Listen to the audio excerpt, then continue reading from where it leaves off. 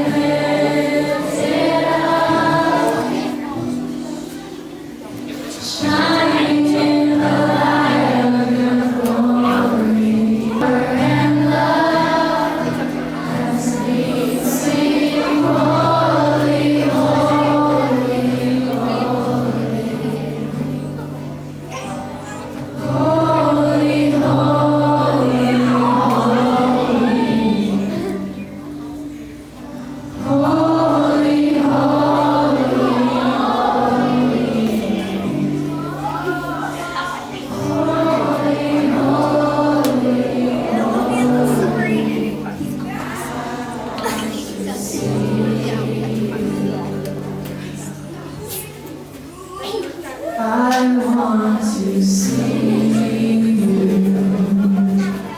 Great job, Summerama.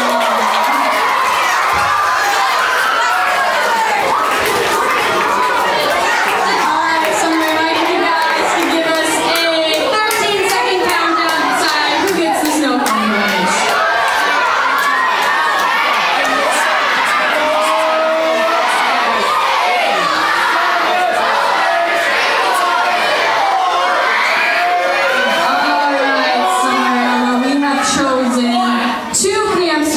We thought did a wonderful job doing motions and singing with us today. And so, for 200 snow cone points, the camps are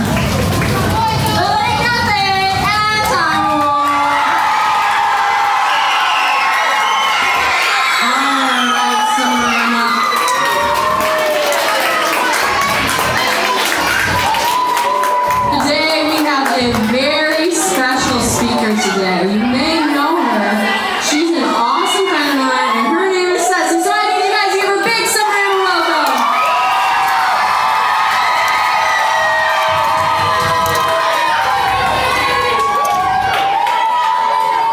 All right. You guys hear me? Oh, there we are. Okay, cool.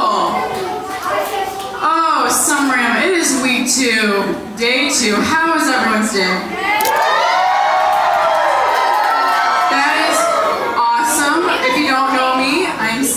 Cecily. And I am just so happy to be here. My first time sharing this lesson, or a lesson. So I want you guys to listen in and just make sure your hands aren't on the stage because I'll be walking around. So I first want to say a little fun fact about myself. It's a little embarrassing, but I mean, I do that all the time to myself. So when I was younger, I was around the age of 5 to 6, I was actually afraid of water. I was afraid of the ocean, I was afraid of swimming in it, and when I was growing up, I used to go on vacations all the time. We used to go to the Grand Canyon, the beaches and all that. And when we went to our first beach, I just stood on the sand and looked out on the big ocean. And I was like, I don't know how to swim. I'm only like 5 or 6, and I just can't do it. Like, I was just so nervous and worried that so many things could go wrong. There was sharks. Like, what if there were sharks? Or like big ocean waves and like the weather. Or like, what if like it just went over my head? Or there's so many things that could go wrong. And so I just told myself, like, we'll give it a try. Like, let's go out, see what it's like, and test out the waters. Literally, test out the waters. And so, I kind of stepped my toe in and I was like, okay, I can do this. Well, let's see how it goes. Put 2 feet in and I was like, nope, we're done. I can't do it. And so I went over to my parents and I was like, hey, like, I see all my friends can swim. They're having pool parties. Like, I want to have the ability to go out be able to swim, tread water, make sure I'm afloat.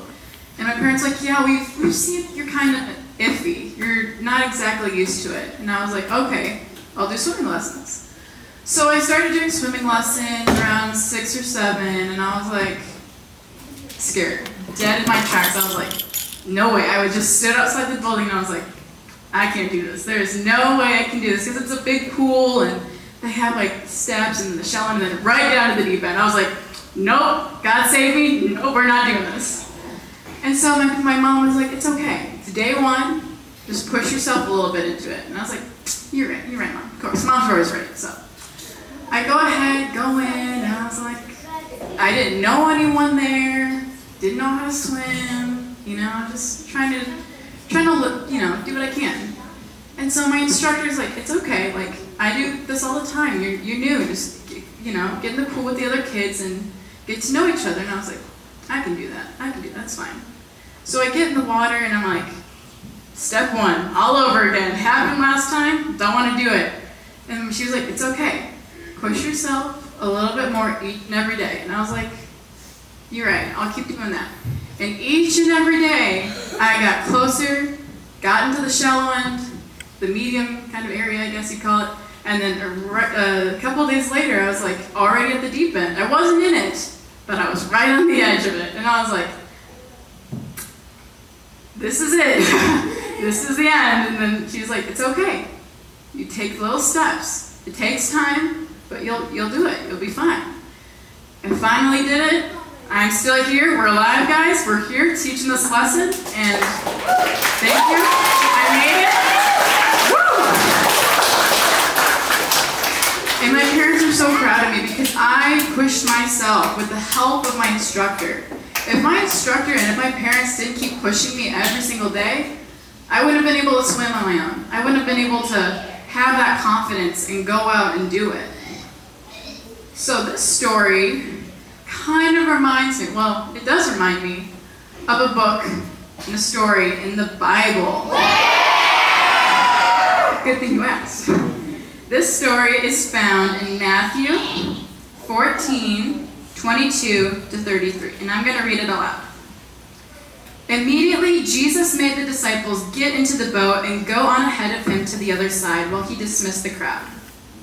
After he dismissed them, he went up to the mountainside by himself to pray. When evening came, he was there alone.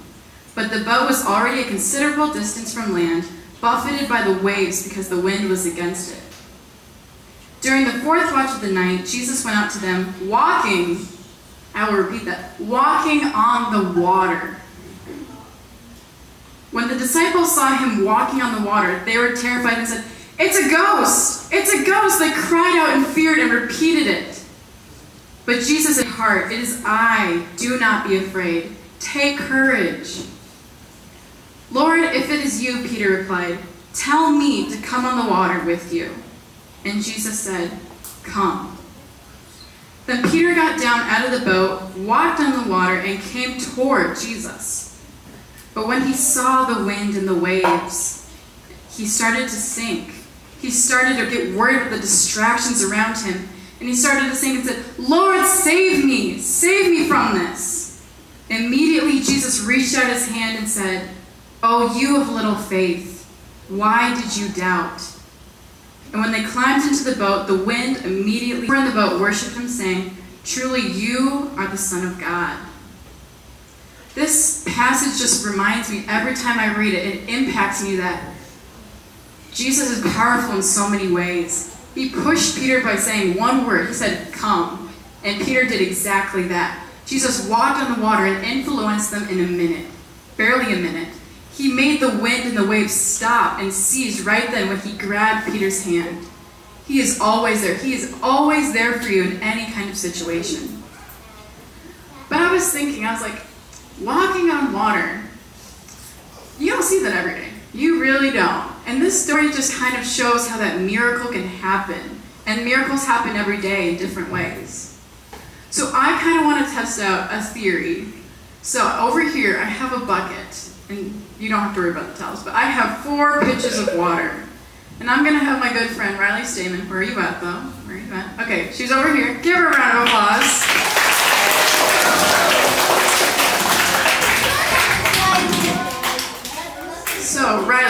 What experience do you have with water?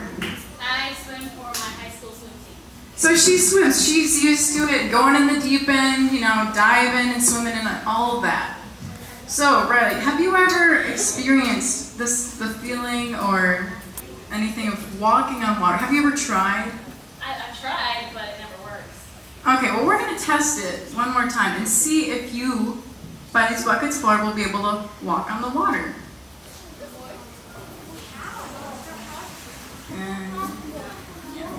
So that is one pitcher of water. Let's see if you can do it with one pitcher of water. I don't know. Nope, it works. Even with 2 feet? No? Okay, well, we'll put another one in.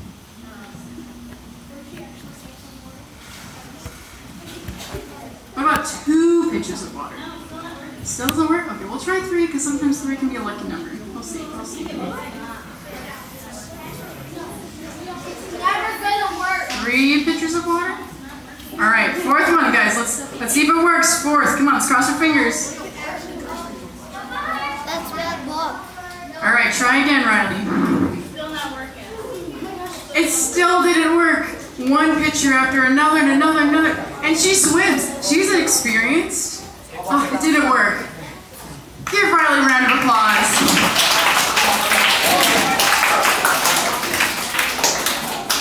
This relates to our story about Jesus walking on water because he can walk on water. He can do anything he wants. He is all powerful. He is almighty. He is just full of that glory that we can't experience. We are not, half man, half God, but he had that ability.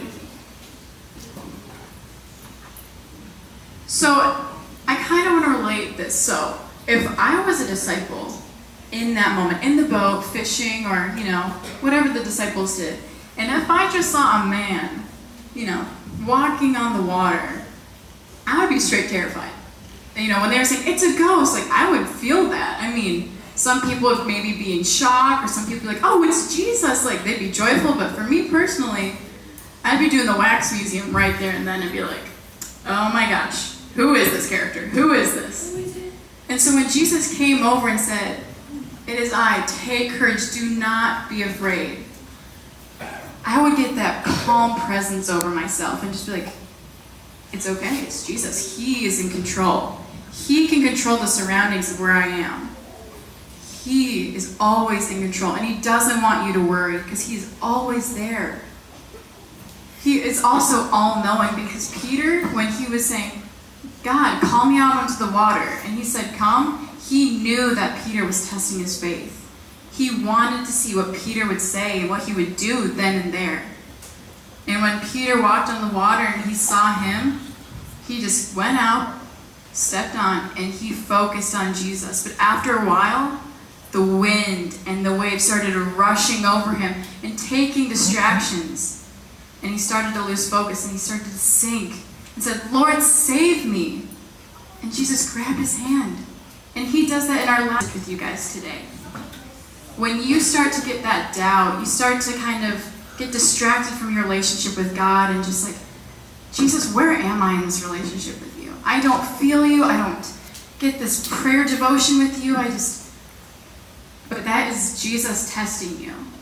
He's always there, just like how my swimming instructor was, to push you out of your comfort zone to the limit, but to always draw you back in for guidance and love and steadiness, because you should be steady in him. He's always here to build you up, never to tear you down, never to put that doubt in your mind saying, oh, you can't do this. I'll be here if you need some steps to go. You all have so many different things. For me, I couldn't swim, but maybe for you, you can. And within that, you have different situations. He's here every second of every day. Just, if you need to pray to him, right there, pray to him. All right, we're going to go ahead and pray. Dear Heavenly Father, Lord, thank you so much for this day that I can just talk to these kids.